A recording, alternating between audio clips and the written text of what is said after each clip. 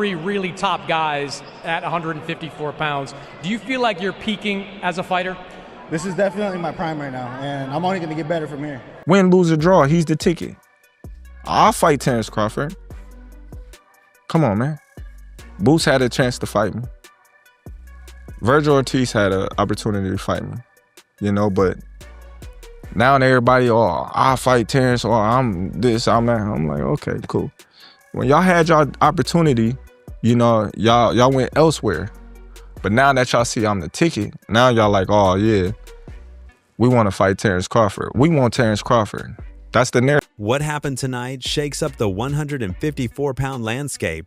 Vergil Ortiz Jr. just delivered an earth-shattering performance. And two names who have long sat in the waiting room are now staring at real danger. Terence Crawford and Jaron Boots Ennis. Everyone is turned. We're gonna have a fish fry come Saturday. Man, you gotta calm down, brother.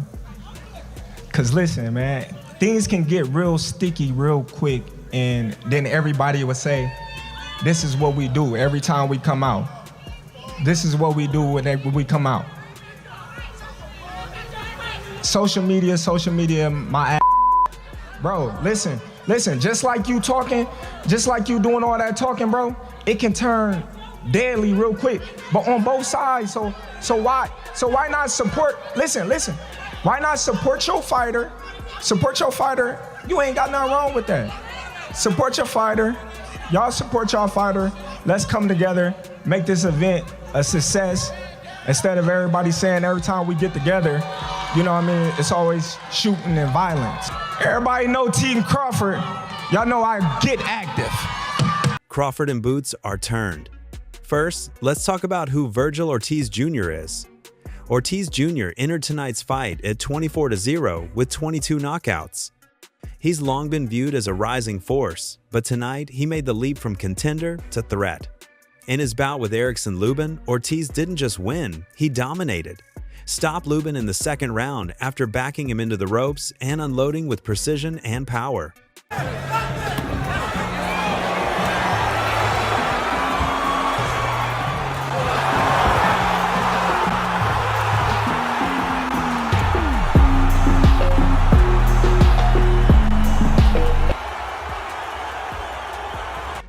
This isn't a hitter who got a lucky break. He showed composure, timing, and ruthless intent.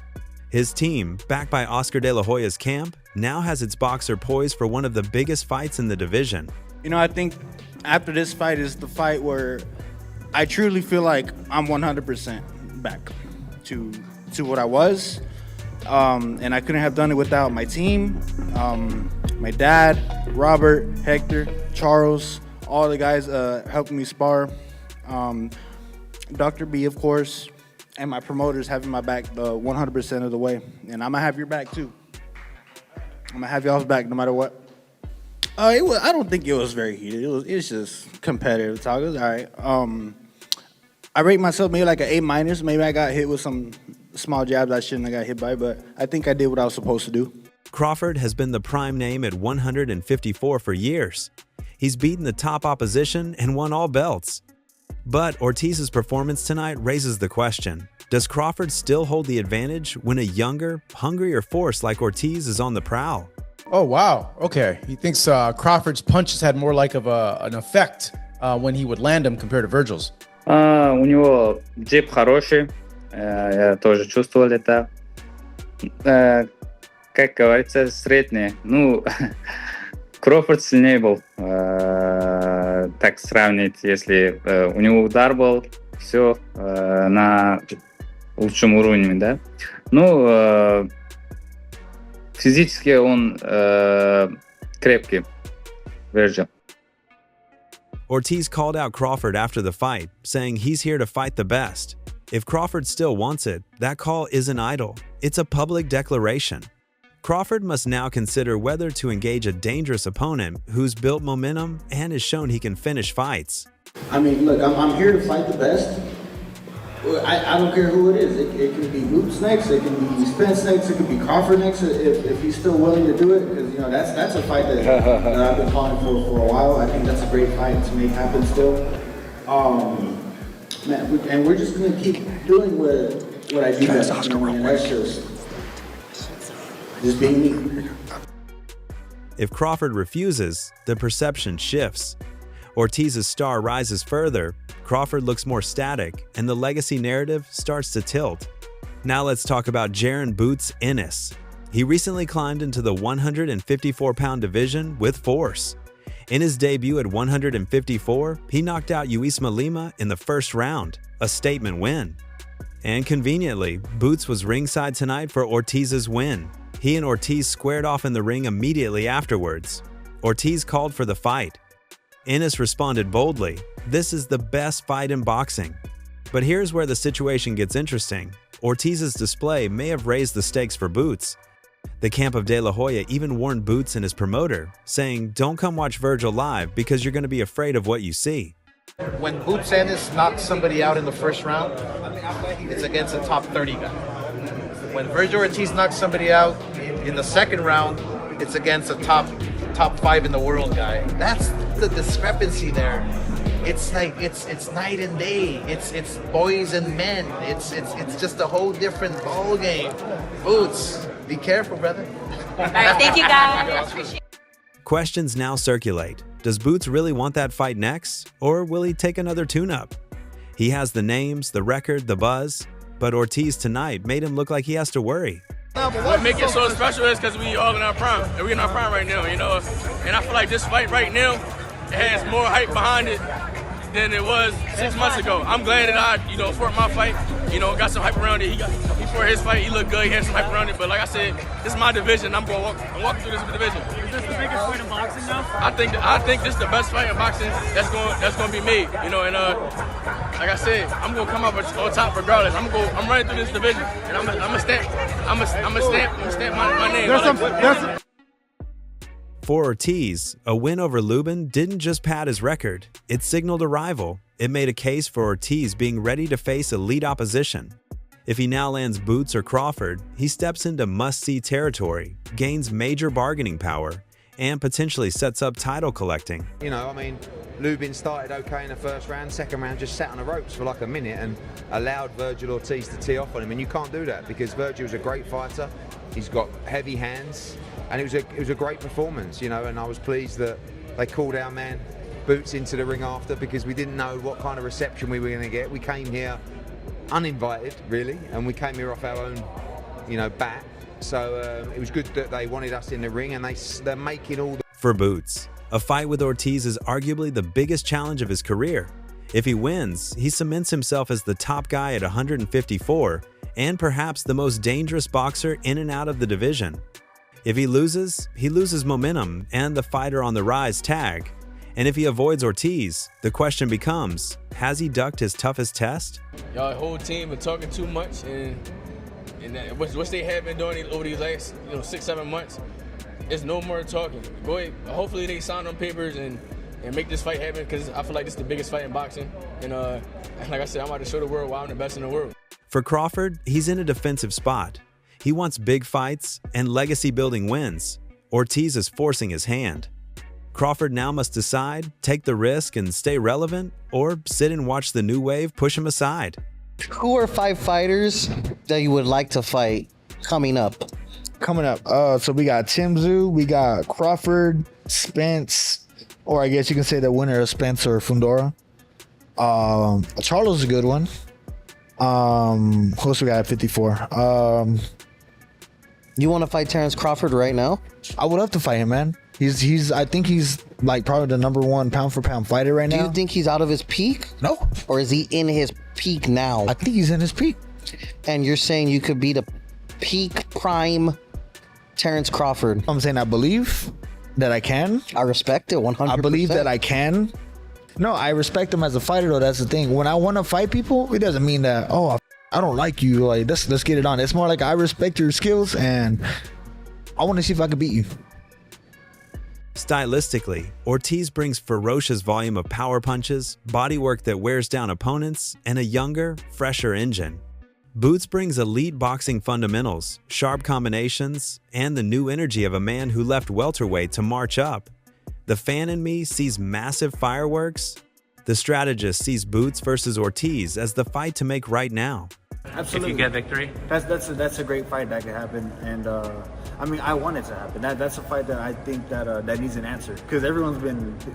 I mean, even I've been, wondering. Oh, let's see what happens in that fight. 147, now 147, 154, and I'm excited to be a part of big fights like that everyone wants to watch. So it's a yes for me. Yeah, that's an interesting admission. So I mean, like, kind of going into the fight, do you go into it saying, I know I can defeat this guy, or I'm maybe even uncertain about the outcome and I want to see the way it plays out?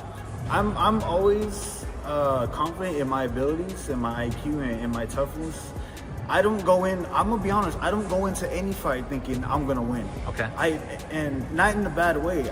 If I know I'm gonna win, then I think I got this. You can't go into a fight thinking like that. You know what I mean? Now you can't be scared. Being scared is different. Or uncertain. I'm not even uncertain. I'm in between uncertain and I know I'm gonna win. I'm just like I can win. I just got to do everything right. I got to be on point. So that's kind of like where I am in my headspace. Yeah. On any fight, doesn't matter who it is. Given the timing, Boots just moved up, Ortiz just delivered the message. Both men are 20-something, undefeated. The fight to make, Ortiz versus Ennis. It has urgency. It has belts potentially on the line. It has narrative. And everyone is already giving out their predictions. Tim Desert Storm Bradley, you already know the rest. Vergil Ortiz can't beat no Boots Ennis.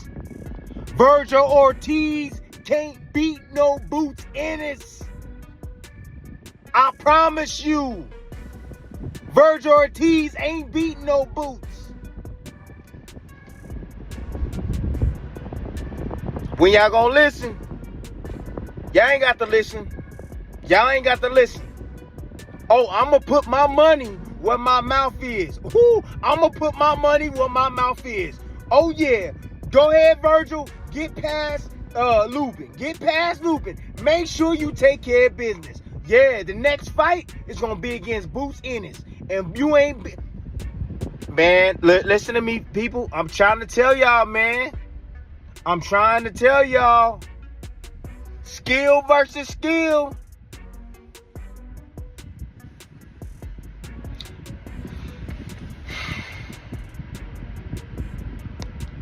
Crawford remains in the mix, but if Boots versus Ortiz happens first, Crawford could age that fight 1 year and walk into a heated rivalry where the other man rides high. That may not be ideal for him. The boxing world lit up after Ortiz's demolition of Lubin. Errol Spence Jr. was among the first to react, calling the performance pure destruction and admitting that Ortiz looked sharper and more dangerous than ever. Well, Vergil did good. He did his thing. He did what he was supposed to do. I don't know what was going on with Lubin, but Vergil did his thing. Yeah, I think he got stung really early, like in the first round. Like he went overhand right, and after that he just, right? He felt the power and kind of teared up a little bit. Yeah. Boots Ortiz is the next fight. Obviously, Boots is here. What's your prediction on that fight with Ortiz and Boots? I don't know. It could go either way. They both exciting, and for them to fight at this younger age, it'll be a great fight. Teofimo Lopez was shocked like everyone else. He also praised Ortiz, saying he's bringing back real knockout energy to the sport and that his power at 154 is nothing to play with. So, what was your thoughts on Vergil's performance, man? What was my thoughts? I mean, I was just like Oscar was mentioning, man. I'm a little shocked on how it happened.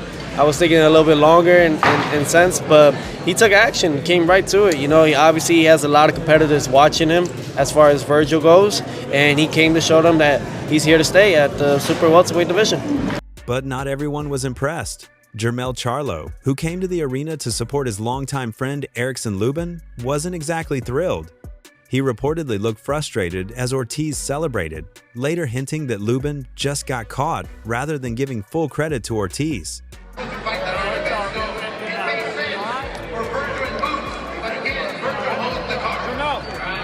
Charlo, what you think? Charlo, you think it was an early stoppage? I think it was a preliminary stoppage. They suck though. What do you mean they? They just don't hit hard enough, you know what I mean? What are we thinking about Boots and Ortiz? Jermell, do you think Boots is overrated? Do you think he's as great as they make him out to be? Everybody overrated. Tonight's result is more than just another knockout. It's a spotlight on shifting power. Vergil Ortiz Jr. just opened a door. How Crawford and Boots respond will define the next chapter of this division. Boots can step up and fight for dominance or face the critics. Crawford can engage and defend prime status or slide into the past prime legend category. So that wraps up today's coverage. If you enjoyed the video, make sure to hit the like button, subscribe to the channel, and turn on notifications so you never miss the latest boxing updates. Drop your thoughts down in the comments, and thanks for watching. We will see you in the next one.